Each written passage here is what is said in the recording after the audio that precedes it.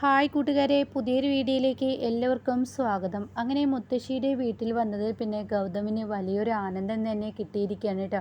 ഗൗതം തൻ്റെ ചെറുപ്പകാലത്തിലോട്ട് പോയ അതേ ഒരു ഫീലാണ് ഗൗതമിന് തോന്നുന്നത് കേട്ടോ. കാരണം ടെൻഷനില്ല, ജോലിയില്ല, കമ്പനിയിൽ ഫോൺ വരുന്നില്ല, ഒന്നും തന്നെയില്ല. അതുകൊണ്ട് തന്നെ വലിയൊരു ആനന്ദം, നാട്ടുമ്പുറത്ത് ജീവിക്കുന്ന ആ സുഖം ഗൗതമിന് പറഞ്ഞറിയിക്കാൻ കഴിയുന്നില്ല കേട്ടോ. ഇപ്പുറത്താണെങ്കിലോ വസുന്ധര കൊതുകുകടിയുടെ ശല്യം കാരണം മുത്തശ്ശി നല്ലൊരു പണി തന്നെ കൊടുത്തു. റൂം ആകെ പുകയാക്കി ശിവാനിയെ വിളിച്ചു കൊണ്ടുവന്നിട്ട് ശിവാനിയോട് പറയാണ്, ഒരു വഴിയുണ്ട്, ഞാൻ ഇപ്പോഴൊരു വഴി ഉണ്ടാക്കി തരാം, AC റൂമിൽ തന്നെ ഉറങ്ങും, അത് നോക്കിക്കോ എന്ന് പറഞ്ഞിട്ട് അവിടെ നിന്നും വസുന്ധര നേരെ പോകുന്നത് ഗൗതമിൻ്റെ റൂമിലോട്ടായിരിക്കട്ടോ. എന്നാൽ ഗൗതമാണെങ്കിലോ മുത്തശ്ശിയുടെ വീട്ടിൽ വന്ന ആദ്യ രാത്രിയല്ലേ നമ്മുടേത്, അപ്പോൾ അത് നമുക്ക് അടിച്ചു പൊളിക്കണ്ടേ. ഇത്രയും സമാധാനമായ ഒരു അന്തരീക്ഷം ഞാൻ എൻ്റെ ജീവിതത്തിൽ ഇന്നേ വരെ കണ്ടിട്ടില്ല. യാതൊരുവിധ ടെൻഷനുമില്ല, ഒന്നും തന്നെയില്ല. എന്തൊരു സമാധാനത്തോടു കൂടിയുള്ള ഉറക്കമാണ് ഇവിടെ ഉറങ്ങാൻ കഴിയുന്നത്. അതുപോലെ തന്നെ നമ്മുടെ ജീവിതവും. അതുകൊണ്ട് എൻ്റെ നിധിയെ ഞാനൊന്ന് എന്ന് പറഞ്ഞിട്ട് കെട്ടിപ്പിടിച്ച് ഉമ്മ വെക്കാൻ അങ്ങ് ഒരുങ്ങുമ്പോഴാണ് കേട്ടോ കഥകിൽ ഒരു ഒന്നൊന്നര തട്ട്. അത് കാണുന്ന ഗൗതമിനങ്ങ് ദേഷ്യം കയറാണ്. ഗൗതമിനങ്ങ് ഭ്രാന്ത് പിടിക്കണം. ആരാണ് ഈ സമയത്ത് എൻ്റെ കഥകിൽ തട്ടിയത്? ഞാൻ നിധിയുമായി ഒന്നിച്ച് ഒന്ന് മനസ്സമാധാനത്തോടു കൂടിച്ചേരാൻ ആഗ്രഹിക്കുന്ന ഈ സമയത്ത് ഇവരുടെ ഒരു തട്ട് എന്ന ലെവലിൽ അങ്ങ് കഥക് തുറക്കുമ്പോൾ തൻ്റെ മുന്നിൽ നിൽക്കുന്നത് അത് വസുന്ധരയായിരിക്കൂട്ടോ. വസുന്ധരയാണെങ്കിലോ ആകെ പേടിച്ച് പോവാണ്. ഗൗതം ഇങ്ങനെ കണ്ണും തുറിച്ച് ദേഷ്യത്തോടു കൂടി വസുന്ധരയുടെ മുന്നിൽ നിൽക്കുന്നത് കാണുമ്പോൾ വസുന്ധര തന്നെ ഒന്ന് ചൂളിപ്പോകുന്നു. എന്താ ഗൗതം നീ ഇങ്ങനെ നിൽക്കുന്നത്? ഇത് കേൾക്കുന്ന ഗൗതം ചോദിക്കും, അമ്മ എന്തിനാ ഇപ്പോൾ ഇങ്ങോട്ടേക്ക് വന്നത്? ഇതെന്താടാ നിനക്ക് ഇത്ര ദേഷ്യം? നിന്നെയും കൊതുകടിക്കുന്നുണ്ട് അല്ലേ? അമ്മയെയും കൊതുകടിച്ച് ഉറങ്ങാൻ കഴിയാത്തത് കൊണ്ട് നിന്നെ വിളിക്കാൻ വന്നതാ, വാ നമുക്ക് പോവാം എന്ന് പറയുമ്പോൾ ഗൗതം പറയാണ്, എങ്ങോട്ടേക്കാണ് പോകുന്നത്? എന്താണ് അമ്മ പറയുന്നത്? അത് കേട്ട ഉടനെ, അല്ലടാ നിന്റെ മുഖം ആകെ പരിഭ്രാന്തി കണ്ടു. അത് മനസ്സമാധാനത്തോടു കൂടി ഇത്രയും നാളായി ഞാൻ ഉറങ്ങിയിട്ടില്ല. ഇത്രയും സമാധാനമായ ഒരു അന്തരീക്ഷം എനിക്ക് കിട്ടിയിട്ടില്ല. എന്തൊരു സമാധാനം, എന്തൊരു സുഖം.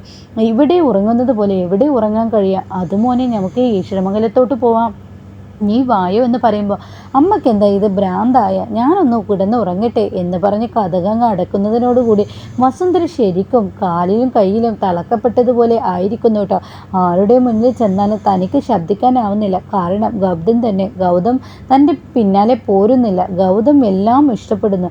അങ്ങനെ എന്ത് ചെയ്യും ഇനി ആൻറ്റി എന്നിങ്ങനെ ശിവാനി ചോദിക്കുകയാണ് കേട്ടോ. അത് എന്നോടാണ് നീ ചോദിക്കുന്നത്?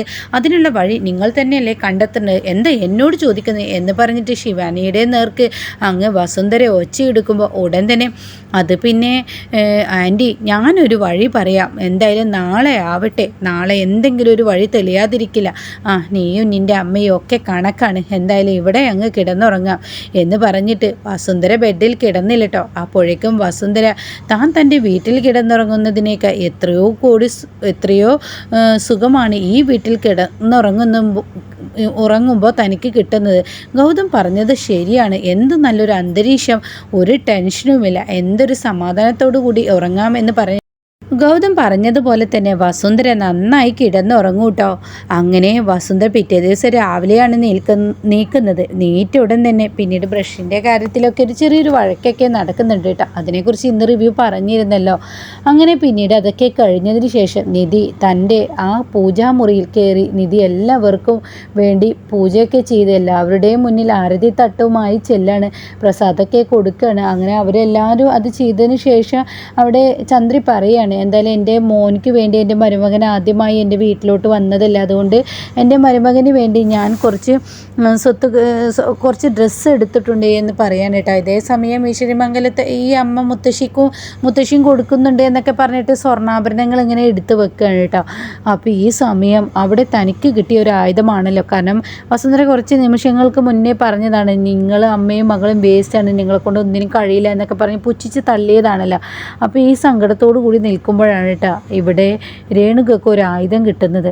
അങ്ങനെ ഗൗതമിൻ്റെ കൈകളിലോട്ട് ഇങ്ങനെ ചന്ദ്രി കൊടുക്കാൻ ഒരുങ്ങാണ്. ഇതാ മോനെ നിനക്കുള്ളത് എന്നൊക്കെ പറഞ്ഞിട്ട് ഇങ്ങനെ കൊടുക്കണം. അപ്പോൾ ഉടൻ തന്നെ അവിടെ രേണുക പറയണം, ഇതെന്താ ഇപ്പോൾ ഇത്, ഒന്ന് കണ്ണിൽ പോലും കാണാനില്ലാത്ത അത്രയും ചെറിയൊരു മോതിരമാണ് ഗൗതമിന് കൊടുക്കുന്നത് എന്നിങ്ങനെ ചോദിക്കുകയാണ് കേട്ടോ. അപ്പോൾ ഉടൻ തന്നെ രേണുക പറയുന്നുണ്ട്, ഇതൊരു പവനുണ്ട് എന്ന് രേണുകയോട് ചന്ദ്രി പറയുന്നുണ്ട് കേട്ടോ. അപ്പോൾ അത് കേട്ട ഉടൻ തന്നെ, ഒരു പവനോ, ഒരു മരുമകൻ ആദ്യമായി നിങ്ങളുടെ തറവാട്ടിൽ നാട്ടിലോട്ട് വന്നിട്ട് ഇങ്ങനെയാണ് ചെയ്യുന്നത് എന്നിങ്ങനെ ചോദിക്കുകയാണ് കേട്ടോ. എന്നിട്ട് പറയണേ എത്ര കൂട്ട് ഡ്രസ്സ് ഉണ്ട് എന്ന് ചോദിക്കാനായിട്ട് രേണുക. അപ്പോൾ ഉടനെ തന്നെ ചന്ദ്രി പറയണ ഒരു കൂട്ട് ഡ്രസ്സ് ഉണ്ട് എന്ന് പറയണത്. അപ്പോൾ ഇതൊക്കെ കേട്ട് ഗൗതമും അതുപോലെ ഈ മുത്തശ്ശിയൊക്കെ നിൽക്കുന്നുണ്ട് കേട്ടോ. അപ്പോൾ വസുന്ധര ഇങ്ങനെ നിൽക്കുകയാണ്. അപ്പോൾ നല്ലൊരു ആയുധം ഇവരെന്തായാലും എടുത്തിട്ടിട്ടുണ്ടല്ലോ എന്ന് വസുന്ധര സമാധാനിച്ച് നിൽക്കുകയാണ്.